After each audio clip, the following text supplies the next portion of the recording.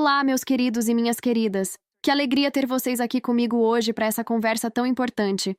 Eu sou a doutora Isabel e quero que você se sinta muito à vontade, como se estivéssemos agora sentados na sala da minha casa, tomando um café fresquinho e batendo um papo sobre a vida. Antes de a gente começar a falar sobre como proteger o nosso coração, eu queria pedir um favorzinho bem carinhoso.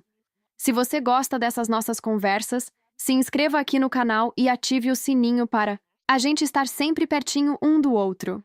Sabe? Agora nós temos também o nosso clube de membros, que é um jeitinho especial de você ficar ainda mais próximo de mim, recebendo conteúdos exclusivos e um carinho extra que eu preparei com todo amor para quem quer cuidar da alma com mais atenção. Hoje eu vou contar para vocês sobre um jeito muito especial, mas também muito firme, de lidar com quem nos faz mal, algo que chamamos de morte social, que nada mais é do que parar de dar a nossa atenção e o nosso tempo para quem não sabe nos valorizar, fazendo com que a pessoa finalmente perceba o que perdeu sem que a gente precise falar uma única palavra sequer.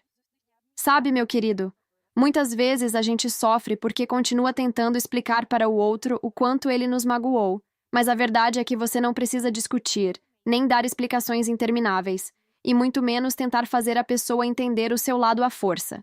Existe um jeito muito mais limpo e, de certa forma, até um pouco severo de fazer alguém sentir o peso das próprias atitudes, que é simplesmente sumir do alcance emocional dessa pessoa, parando de reagir a tudo o que ela faz e parando de alimentar o orgulho dela com a sua presença.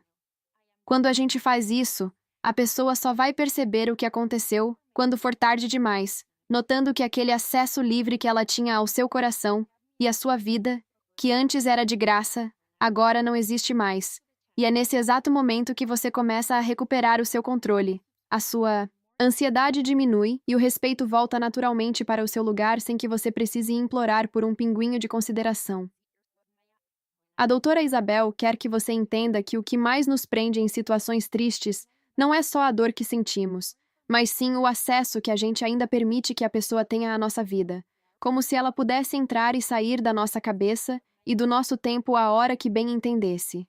Às vezes a pessoa nem está mais fisicamente perto de você, mas ela continua morando nos seus pensamentos porque você ainda responde mensagens, justifica suas escolhas ou fica espiando o que ela anda fazendo nas redes sociais.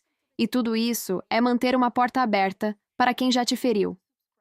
Dar acesso é também ficar esperando um sinal, postar coisas para tentar atingir o outro ou checar o celular a cada 5 minutos, entregando um pedacinho do seu controle emocional toda vez que você deixa o comportamento do outro apertar um botão de reação dentro de você.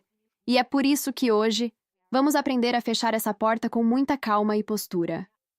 Meus amores, é muito importante que vocês compreendam que, quando continuamos dando esse acesso, estamos, sem querer, ensinando a pessoa como ela deve nos tratar.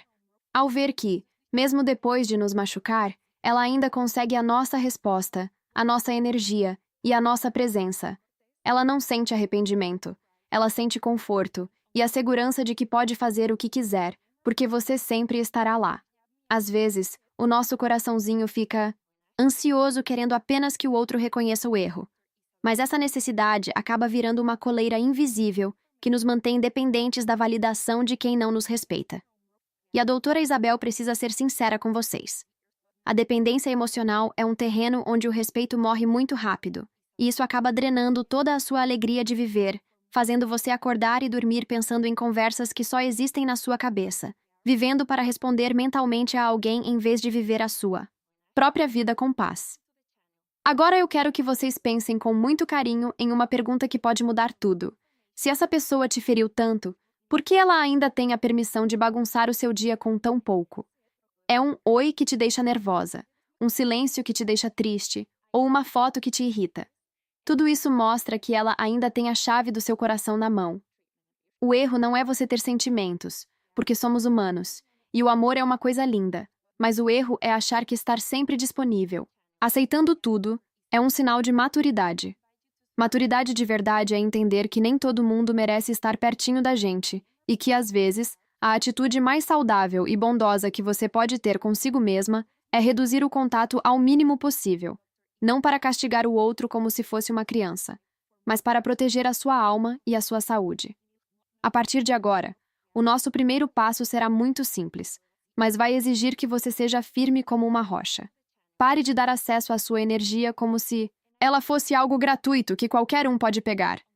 Essa técnica da morte social que eu estou te ensinando não é sumir por pirraça, nem fazer um joguinho para chamar a atenção, mas sim uma decisão clara de deixar de existir como uma fonte de alimento emocional para aquela pessoa.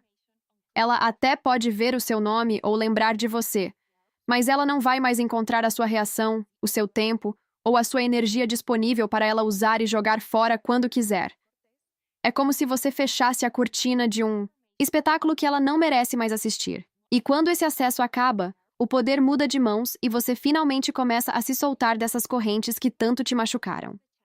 Minhas queridas e meus queridos, é fundamental entender que essa atitude de se retirar não significa que você se tornou uma pessoa fria ou um robô sem sentimentos. Na verdade, a morte social é sobre você se tornar alguém que se respeita tanto que não aceita mais ser usado como um brinquedo emocional para o divertimento dos outros. Você não precisa ser grosseira ou mal educada. Você só precisa ser constante na sua calma, usando o seu silêncio como um escudo protetor para o seu coração. Na prática do dia a dia, isso significa que você vai passar a responder menos, a se explicar menos e a aparecer menos para aquela pessoa, até que ela perceba que a sua presença maravilhosa não é mais garantida. No fundo, o que a doutora Isabel quer que você grave na memória é que a morte social não é para ferir ninguém, mas sim para você parar de se ferir e voltar a ser a dona das suas próprias decisões e da sua paz. Sabe aquele impulso que dá no peito de querer responder logo, de se defender ou de provar que você está certa? Pois esse é o nosso grande vilão invisível que nos mantém presos em um ciclo de sofrimento. O nosso cérebro não gosta de ficar na dúvida. Então, quando alguém nos machuca e some, a gente entra num desespero para resolver as coisas na hora e acaba mandando mensagens enormes e textos cheios de dor. Só que, ao fazer isso, você entrega para o outro a prova de que ele ainda manda nas suas emoções e no seu humor. É como se você estivesse tentando matar a sede bebendo água salgada. Parece que vai ajudar, mas no fim te deixa com muito mais sede e ansiedade. Por isso, o segredo é aprender a pausar e ganhar um espacinho entre o que você sente e o que você faz, retomando o controle da sua vida pouco a pouco. A doutora Isabel tem uma dica prática e muito valiosa para esses momentos de agonia. Faça um combinado com o seu coração de esperar pelo menos um dia inteirinho antes de responder a qualquer coisa que te deixe muito emocionada. Em 24 horas, o seu corpinho se acalma, a sua cabeça fica mais clara e você vai perceber que metade do que você ia dizer era apenas a sua dor tentando desesperadamente se aliviar. Se a vontade de falar for muito grande, escreva tudo em um papel ou no celular, mas não envie. Guarde apenas para você. Com o tempo, você vai notar que a outra pessoa não precisa da sua explicação para entender que errou, pois ela já sabe. O que ela quer, muitas vezes, é apenas ver a sua reação para alimentar o próprio ego, e quando você se nega a dar esse palco, você finalmente começa a se curar e a se valorizar como merece. Minhas queridas, vocês precisam entender que nada mexe mais com a cabeça de quem nos feriu do que a nossa estabilidade e a nossa calma. Não é você falando coisas bonitas ou tentando dar uma lição de moral, mas sim o fato de você seguir a sua vida com uma tranquilidade que a outra pessoa simplesmente não consegue compreender. Quando você se mantém em silêncio, sem mandar indiretas, sem ataques e sem aquela vontade de dar a última palavra, você retira o palco onde o outro costumava brilhar às suas custas. Gente que gosta de ter o controle sobre os outros entra em verdadeiro pânico quando percebe que não consegue mais provocar nenhuma reação em você. O ego dessa pessoa começa a se perguntar como é possível que ela não tenha mais esse poder, e é nesse silêncio inteligente de quem decidiu não participar mais desse jogo que a sua postura muda e a sua energia se renova completamente. É muito comum que depois de um tempo de silêncio, a pessoa tente testar você mandando uma mensagem que parece boba, como uma piadinha ou um simples "está tudo bem?", só para ver se a porta ainda está aberta. A doutora Isabel quer que você fique muito atenta, porque quase todo mundo cai nessa armadilha e confunde esse teste com um arrependimento. De verdade. Lembre-se sempre, quem te feriu vai tentar recuperar o acesso à sua vida muito antes de sentir qualquer remorso sincero. Se você optar por responder, que seja algo muito curto, educado e totalmente fechado, sem dar ganchos para novas perguntas, porque cada pergunta é uma ponte que você não quer mais construir. Quando você não oferece reação, a pessoa é obrigada a lidar com o silêncio e com a própria consciência, e é essa imaginação, sem o seu retorno para aliviar a culpa dela, que realmente faz o peso da perda aparecer. Para que a morte social funcione do jeitinho certo, como eu estou te explicando aqui na nossa sala, ela precisa ser feita por autoproteção e não por vingança. Se você fizer isso apenas para provocar o outro, você continuará sendo uma refém, pois ficará o tempo todo esperando para ver se ele sentiu a sua falta ou se ele vai voltar. A regra de ouro é não fazer espetáculo, não anuncie que vai sumir, não escreva textos de despedida e não tente fechar o ciclo, com uma conversa final que nunca leva a lugar nenhum. O corte limpo é silencioso e consistente, pois se você some e volta toda semana, você ensina para a pessoa que o seu limite pode ser negociado. Colocar limites não é fazer mal ao próximo, é apenas parar de permitir que façam mal a você, escolhendo a sua paz todos os dias como se fosse o seu compromisso mais importante. Minhas queridas, a doutora Isabel sabe que, quando a gente decide fazer esse corte, às vezes sobra um vazio no peito que dá um pouquinho de medo, porque aquela pessoa ocupava muito espaço na nossa rotina e nos nossos pensamentos. É muito comum sentir que o dia ficou sem assunto ou que está faltando alguma coisa, e é justamente nesse momento de silêncio que muita gente acaba fraquejando e voltando atrás. Não por amor, mas por não aguentar o peso do vazio. Por isso, o meu conselho de mãe e de médica é que você substitua esse vínculo emocional por uma estrutura bem firme para cuidar de você.